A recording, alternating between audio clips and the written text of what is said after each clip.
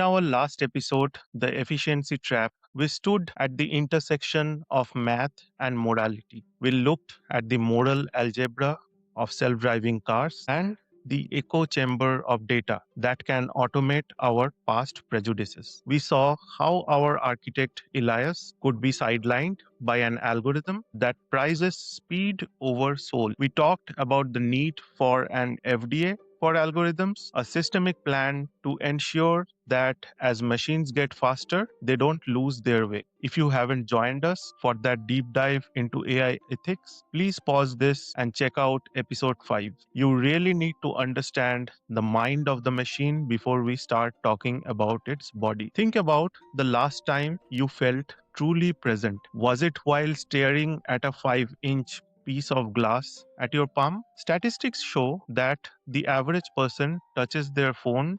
2,617 times a day. We have become users of a device that demands our heads to be bored. It is our remote control, our window, and our tether. But in the long arc of technology, the smartphone is not a destination. It is just a transition. It is the awkward teenager phase of computing. Welcome back to the Horizon Shift. I am your host, Abhishek Roy. Today, we are going to look past the screen. We are discussing the death of the smartphone and the birth of a world where technology becomes as invisible and as essential as the air that we breathe. Why is the smartphone dying? Because it is physically and cognitively expensive. In the 1980s, engineers at Xerox PARC noticed a phenomenon which was known as gorilla arm. It happened when people tried to use vertical touchscreens for too long. Their muscles grew fatigued because humans weren't meant to hold their limbs in such unnatural positions. Similarly, today we have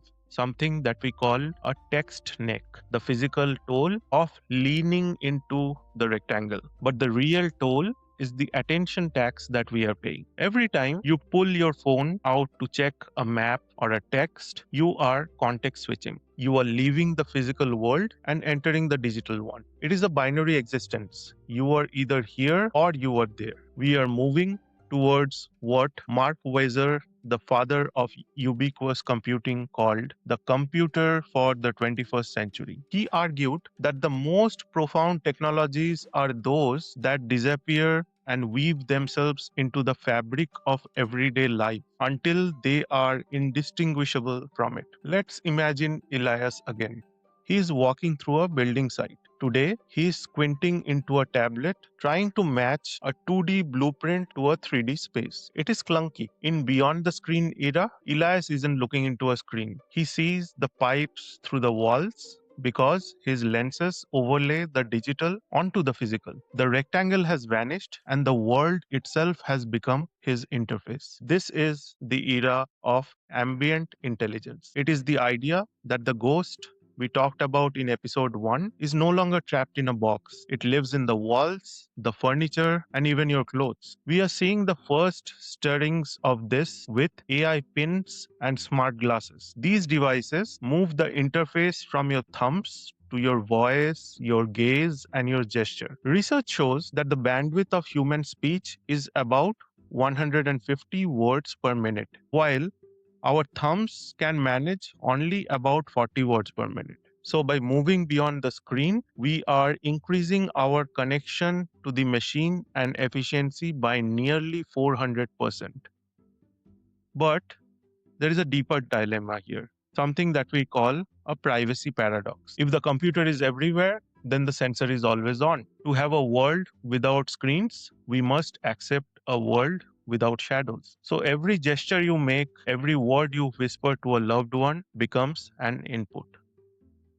In 1991, Weiser warned that the danger wasn't intelligent computers, but invisible ones that could be used for surveillance without our knowledge. As we kill the smartphone, we must decide, are we building a world that serves us or a world that monitors us? If the first step is moving tech from our pockets to our faces, the final step is moving it inside our body. We are talking about BCIs, which are brain computer interfaces. Few companies like Neuralink and synchron are already bridging the gap between biological neurons and digital bits. At first, this is indeed a miracle of medicine, allowing a person with paralysis to control a robotic arm with just his thought. But the horizon shift doesn't stop at therapy, it moves towards augmentation. Think of the efficiency. If Elias can design a structure at speed of thought, bypassing the lag of his fingers, he becomes a neural designer. But this brings us back to the ethics that we discussed in our last episode. If an AI suggests a thought into your brain link, is that considered as your idea or the machine's? If your thoughts are connected to the network, where does the user end and the algorithm begin? If a digital suggestion pops into your head, was it your idea or was it a push notification from the ghost in the machine? We are trading the rectangle for a direct link. It is the ultimate efficiency, but it requires a new kind of cognitive liberty, the right to keep our inner thoughts private from the digital sovereign. So, how do we transition to this world without losing ourselves? The solution lies in calm technology. Coined by Amber Case and Mark Weiser, calm tech is designed to stay on the periphery of our attention. It only moves to the center of our attention when it is absolutely necessary. There are three primary aspects that need to be considered for the same. Firstly, we have the systemic plan. We must move from the interruptive tech to informative tech. For example, your glasses should not flash a new like notification every time you get one. Instead, your glasses should subtly change the tint of the world when your stress levels rise. The second piece is context aware privacy. What we need is physical privacy zones, places where sensors are legally required to go blind, thereby allowing humans to be unplugged by default. And lastly, the human presence. We must prioritize presence over connectivity. The death of the smartphone allows us to look up again. It allows Elias to look into the client's eyes and not into his device. We are the last generation that will remember the internet as a place we visit. For the generations after us, the digital and the physical will be a single seamless fabric.